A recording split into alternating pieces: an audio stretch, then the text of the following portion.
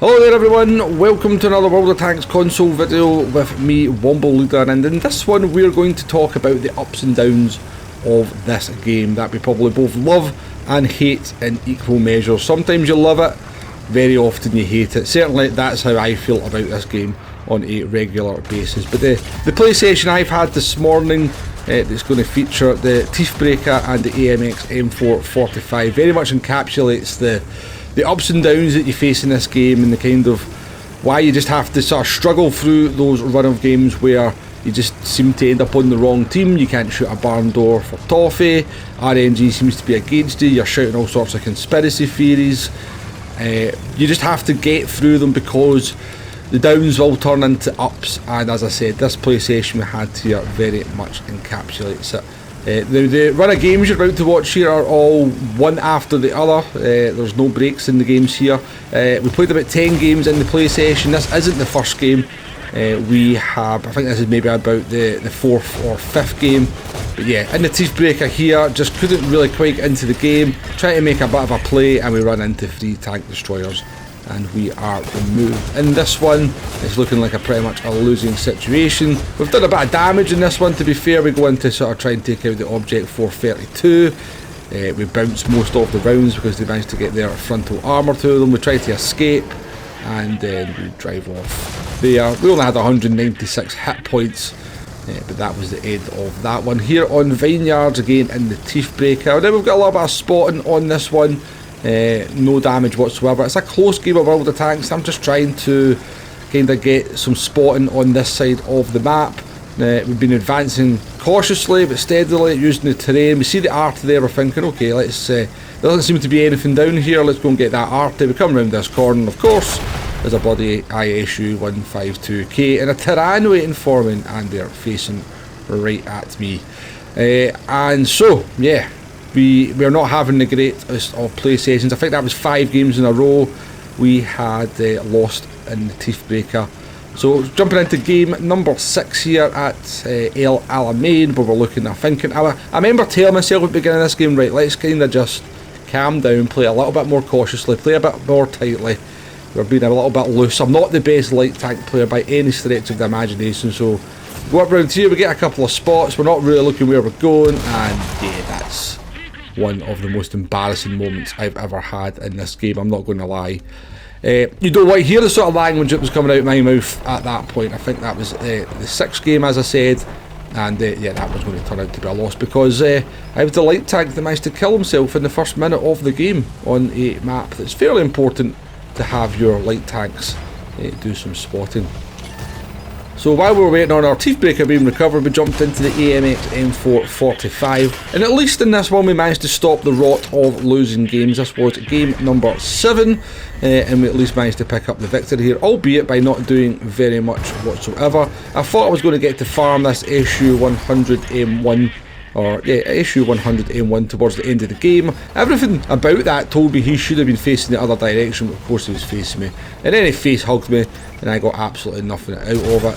Here we are on Westfield in the AMX M445 again, getting bum rushed by a Object 252U. That's always good fun. We kind of got stuck on the rock there, which meant we slid and ended up giving the side of our tank to the 252U, who then puts in a nice ram. To be fair, we did nearly as much damage from that ram as they did against us, but they were removed from the game by a Tiger, so that was 2 poor games in a row in the AMX M445. Jump back into the Teethbreaker here at Arctic Region. You can see we are a good bit through the battle now. We are winning, but I have done absolutely hee-haw in this one. But then we get a little bit lucky with our Progetto 65 sitting out in the open. We managed to get a good magazine into them, and then we managed to pick up the rest of the assistance damage for that one. That's how quickly a game can turn around, I guess. You know, we had looked like we were doing absolutely nothing in this one, and all of a sudden we've got, you know, 2,000 spotting and 800 damage, which is by no means a great game, but given the run of games I had been having, I was willing to take just a victory in the Teethbreaker and a little bit of damage and a little bit of spotting. But this one is looking like a win, with the enemy team 6 tanks behind ours, and they're all kind of clustered in this little area here. We get a little bit lucky here because it appears that that bat chat that I've not spotted to my left hand side was AFK. So we're going to manage to at least get up there, and well, had we spotted them a little bit earlier, we probably got like at least 800 damage out of that. As it was, we only got a couple of shots, but we did pick up some assistance, so up to 2,500 assistance, 900 damage, and yeah, this one's over. So we've got our full hit points. We have the luxury of being able to then YOLO in here at the end, and we're going to go up against the Leopard 1. He's obviously going to get a shot into us, that's absolutely fine. No, they actually bounced it, so they did. Jeez, oh, maybe our luck had definitely changed by this one. So I think this is game 9, maybe game 9 out of the 10 that we played in this play session, and we actually finished top of the team in that one. So our luck had changed. Our luck had changed. It took 7 games to win a game in the Teethbreaker, but when we eventually did get the win, we got to stand atop of the pile as the MVP, and it wasn't even a particularly great game. It was only 4,000 combined, but yeah, given the run of games we had, I was more than pleased with that result, and we could leave the Teethbreaker behind for a while and then move on to the AMX M445, which we had got the win in the first game, but we certainly had not had a particularly good game. However, this game here was definitely a sign that our luck had changed, because we got to do a couple of things in this one that put a big smile on my face. We'll jump forward here to about 3 minutes into the battle. We'll put one shot into a light tank, and we're going to get our second bit of damage there into the upper structure of the Jagdpanther, the tier 7 German tank destroyer. So that's AMX M445, tier 7 French heavy. It's definitely not a tank you'll hear too many people say nice things about, but I'm actually quite enjoying it. I think it looks decent.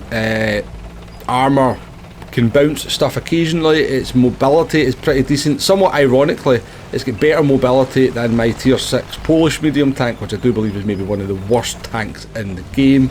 But yeah, I think this one's a decent performer. The gun, very reliable, 212mm on the standard pen as well. Oh, look at this, we've got a little Barask now. If you watch my live streams, you'll be aware of just how much I love this tank. So we held our shot there, and we put one into their ammo rack, and they've fired one off, so I know they can only fire one more shot. So I'm quite willing to take that shot. We put another one into them, we take their engine out, and then you know what we're going to say, ramming speed. 454 damage on the Barask, and then we get the kill shot. I knew my luck had changed. I knew my luck had changed at that point, because I despise Barasks. I'm probably just jealous because I've not got one, to be honest with you, but oh, I absolutely hate those tanks.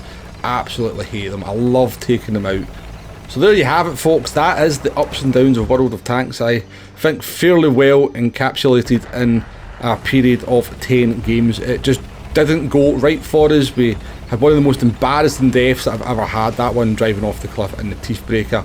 Particularly after a run of terrible games. Oh my god, you don't want to hear the noises that were coming out of me when that happened. But sometimes you just have to grind through the bad to get to the good, and ram killing, or pretty much ram killing a Barask, nearly made all the pain and the suffering of the previous 9 games worth it. But yeah, I'll leave it at that, folks. I'll let the rest of this game play out. There's a nice little moment towards the end of it as well. You may well want to hold on and watch. But yeah, hopefully you've enjoyed this video. Hopefully it kind of lets you know that, you know, I'm a reasonably decent player. Yeah, every single player in this game has absolutely terrible patches of games.